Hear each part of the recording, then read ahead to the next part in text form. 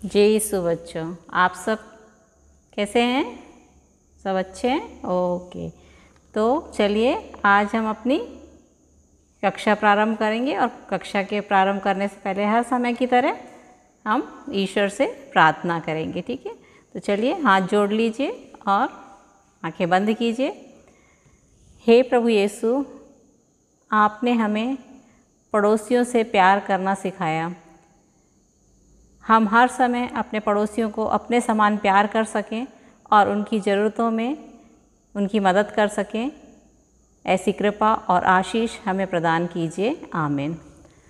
हाँ, तो बच्चों पिछले पार्ट 10 जो था प्रभु यीशु मेरे पड़ोसियों में, उसमें हमने अभ्यास था सही या गलत करने का, तो आपने कर लिया होगा। उसको एक बार फिर से हम देख लेंगे। ठीक है, तो सही या गलत का चिन्ह लगाइए। पहला था मैं गृह कार्य करने में मदद करूँगा, तो क्या आंसर लिखा है आपने? ये आंसर सही है। मतलब आप यदि अपने दोस्तों या किसी की मदद करते हैं गृह कार्य करने में बच्चों की, तो इसका मतलब सही है। ठीक है ना, तो इस पर सही का निशान लगाइए। दूसरा है मैं मिल बांट कर भोजन करूँगा, तो ये भी सही है, मिल बांट के भोजन करना चाहिए, तो इस पर भी सही का निशान लगा देंगे। मैं अपनी गेंद से अकेला ही खेलूँगा, तो अकेला खेलना गलत बात है, तो इसलिए इस पर गलत का निशान लगाएंगे। फिर मैं अंधे व्यक्ति को सड़क पार करने में मदद करूँगा, तो मदद करनी चाहिए, इसका मतलब ये सही है, तो आप उसमें सही का निशान लगाएंगे। पांचवा है मैं अपना बिस्कुट अकेले ही खाऊंगा, अकेले खाऊंगा गलत बात है, तो इसमें गलत का निशान लगाएंगे। मैं अपनी छोटी बहन को नहीं खिलाऊंगा, ये भी गलत बात है ना, खिलाना चाहिए, इसका मतलब ये भी गलत है। ठीक है, तो अभी जो आपने किया है इसको ध्यान से, अगर नहीं किया है तो आप कर लेंगे। ठीक है, अब हम नया पाठ पढ़ेंगे, पाठ 11 परमेश्वर मुझसे बातें करता है। तो आप बोलेंगे परमेश्वर मुझसे कहाँ बातें करता है, हमने तो कभी नहीं सुना। लेकिन परमेश्वर हम सभी से अलग अलग तरीके से बातें करता है। किस प्रकार से? कभी वो हमारे बड़ों के द्वारा, कभी हमारे दोस्तों के द्वारा, कभी हमारी शिक्षिका या अध्यापिका या टीचर या सर जो भी है उनके द्वारा, या फिर जो भी हमारे नज़दीक हैं उन लोगों के द्वारा ईश्वर हमसे बातें करता है। अब आपकी पुस्तक में आपने देखा होगा पहला जो चित्र है उसमें क्या दिख रहा है आपको? एक दादी या नानी है, वो दो छोटे छोटे बच्चों से बातें कर रही है, उनको कहानी सुना रही होगी।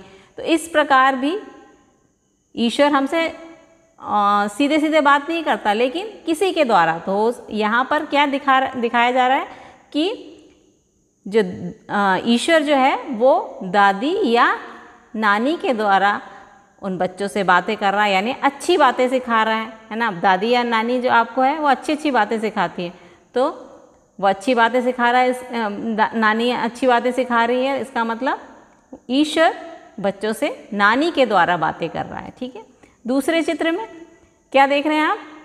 दूसरे चित्र में दिया है कि दो बच्चे पुस्तक पढ़ रहे हैं, तो पुस्तक पढ़ रहे हैं इसका मतलब पुस्तकों में भी अच्छी जानकारी होती है, और अच्छी क्या अच्छा है हमारे लिए, क्या गलत है, उन सब की जानकारी होती है। तो इसका मतलब पुस्तकों द्वारा भी ईश्वर हमसे बातें करता है।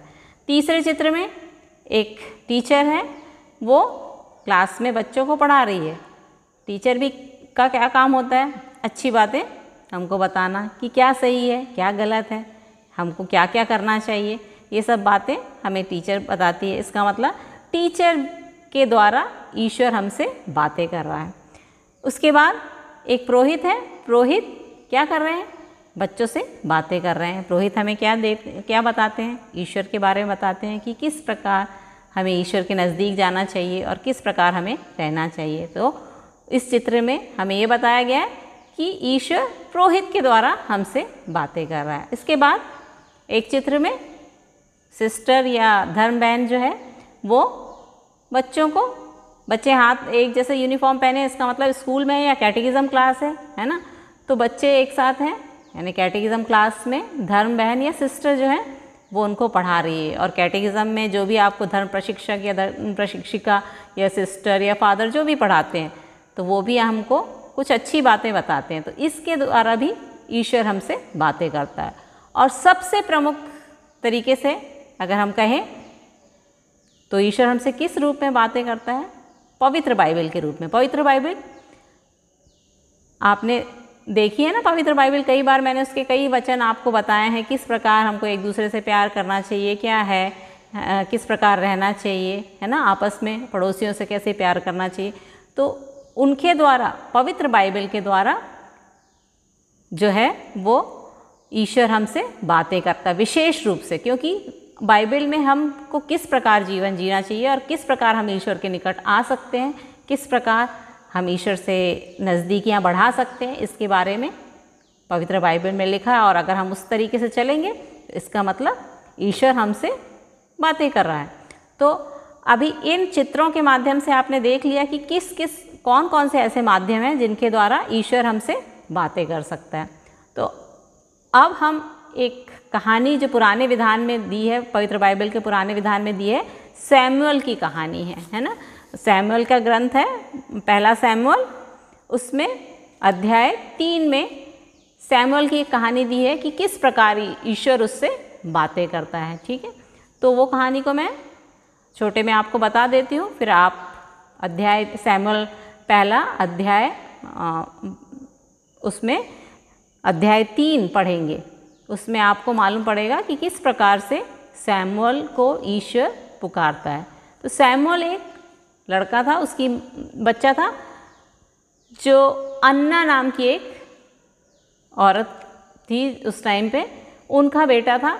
उसको बहुत समय से बच्चे नहीं हो रहे थे। उसने जब वो मंदिर में जाते थे उन लोग तो हर समय प्रार्थना करती थी, और इस प्रकार जब उनको सैमुअल हुआ तो होने के पहले उन्होंने एक प्रतिज्ञा ली थी कि अगर मुझे पुत्र होगा तो मैं इसको ईश्वर को अर्पित कर दूंगी, ईश्वर के मंदिर में अर्पित कर दूंगी। तो जब उनको पुत्र हुआ तो उन्होंने उसको सैमुअल को मंदिर में अर्पित कर दिया। जब वो इस लायक हो गया, थोड़ा बड़ा हो गया, तो उसको मंदिर में छोड़ के वो आई। तो वो किसके पास रहता था? वहाँ पर जो मंदिर के याजक थे एली के संरक्षण में ये छोटा बच्चा जो था वो धीरे धीरे बड़ा हो रहा था, और जो भी काम एली बताते थे उसको वो करता था और ईश्वर की सेवा में वहाँ लगा हुआ था।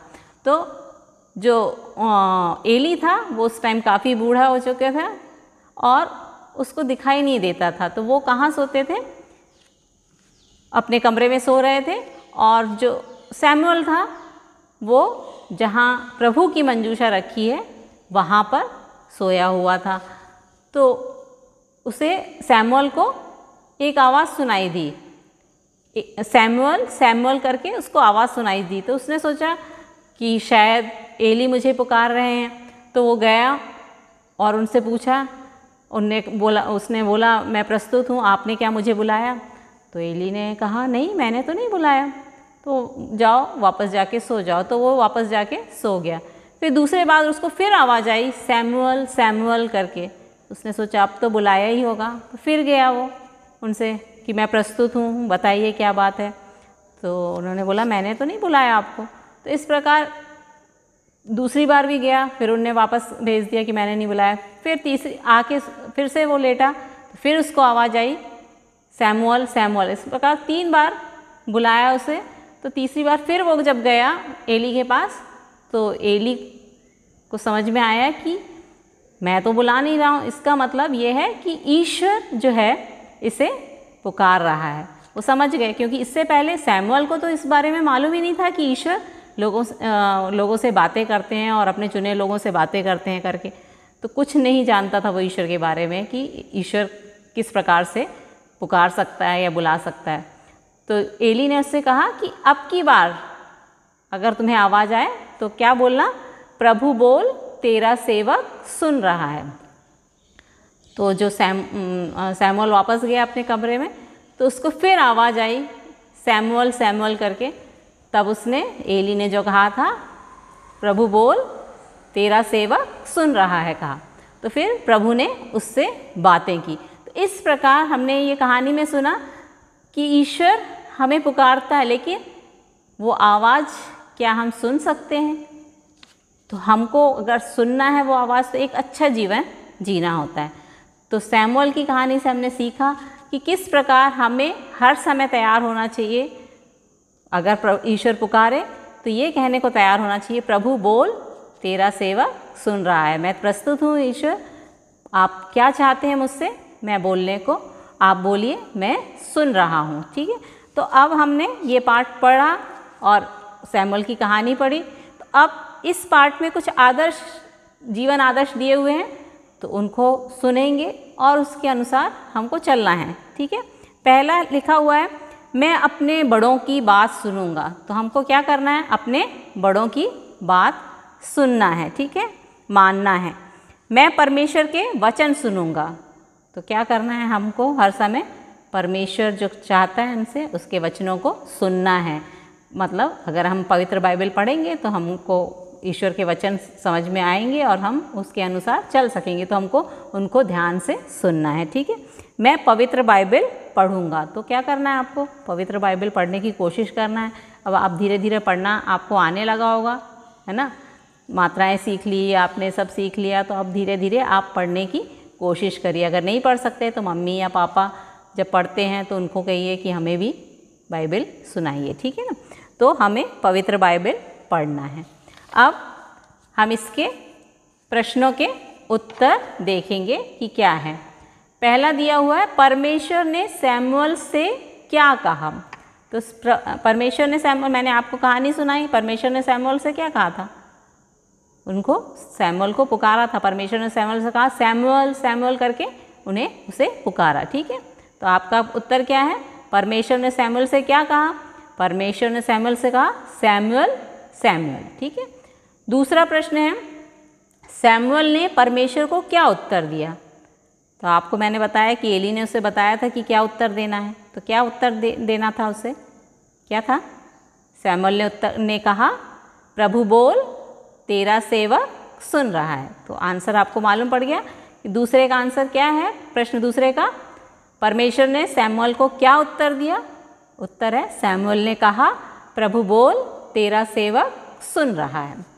तीसरा है, आज परमेश्वर आपसे किन लोगों के द्वारा बातें करता है। ये भी हमने चित्रों के द्वारा, आपके पाठ्य पुस्तक में चित्र दिए थे, उनमें हमने देखा कि किस रूप में, किस माध्यम से ईश्वर हमसे बातें करना चाहता है। तो उत्तर क्या है? आज परमेश्वर हमारे माता पिता, दादा दादी या गुरुजनों, टीचर, धर्म प्रशिक्षकों, पुरोहितों और धर्म बहनों के माध्यम से हमसे बातें करता है। ठीक है, चौथा है, विशेष रूप से परमेश्वर आपसे कैसे बातें करता है। मैंने बताया विशेष रूप से पवित्र बाइबल के जो वचन हैं उनके द्वारा ईश्वर हमसे बातें करता है। तो इसका उत्तर क्या लिखेंगे? विशेष रूप से परमेश्वर आपसे कैसे बातें करता है? परमेश्वर मुझसे विशेष रूप से पवित्र बाइबल के द्वारा बातें करता है। ठीक है, पांचवा प्रश्न है, जब परमेश्वर आपको पुकारेगा तब आप क्या कहेंगे। जैसे सैमुअल ने कहा था, तो वैसे ही हमें क्या कहना है। जब परमेश्वर हमें पुकारे तो हमें क्या कहना चाहिए? जैसे सैमुअल ने कहा प्रभु बोल तेरा सेवक सुन रहा है, या फिर प्रभु मैं हाजिर हूँ, है ना, मैं कहूँगा मैं हाजिर हूँ प्रभु। तो ये प्रश्नों के उत्तर आपको अपने कॉपी में करने हैं और अच्छे से आप लिखेंगे। बुक में भी लिख सकते हैं और कॉपी में लिखने ही हैं आपको। ठीक है, तो अब कुछ याद करने के लिए है। इसमें पुस्तक में दिया है, याद कीजिए। क्या याद कीजिए? जो आपको ईश्वर को, परमेश्वर यदि आपको पुकारे तो आपको बोलना है, क्या बोलना है? प्रभु बोल तेरा सेवक सुन रहा है। फिर से एक बार मेरे साथ में बोलिए, प्रभु बोल तेरा सेवक सुन रहा है। मतलब हर समय हमें ईश्वर को सेवा के लिए तैयार रहना चाहिए। ईश्वर क्या कहना चाहता है और वो सुनने के लिए हमें हमेशा तैयार रहना चाहिए। तो अगर हम हमेशा तैयार रहेंगे तो हम क्या बोलेंगे? प्रभु बोल, तेरा सेवक सुन रहा है। ठीक है, तो चलिए अब एक छोटी सी प्रार्थना दी गई है, तो प्रार्थना को हम दोहराएंगे। हे प्यारे प्रभु यीशु, आप अपने वचनों के द्वारा हमें रास्ता दिखाते हैं। मेरी मदद कीजिए कि मैं आपकी बात सुन सकूं और उस पर चल सकूं। आमीन। एक बार और बोल देंगे।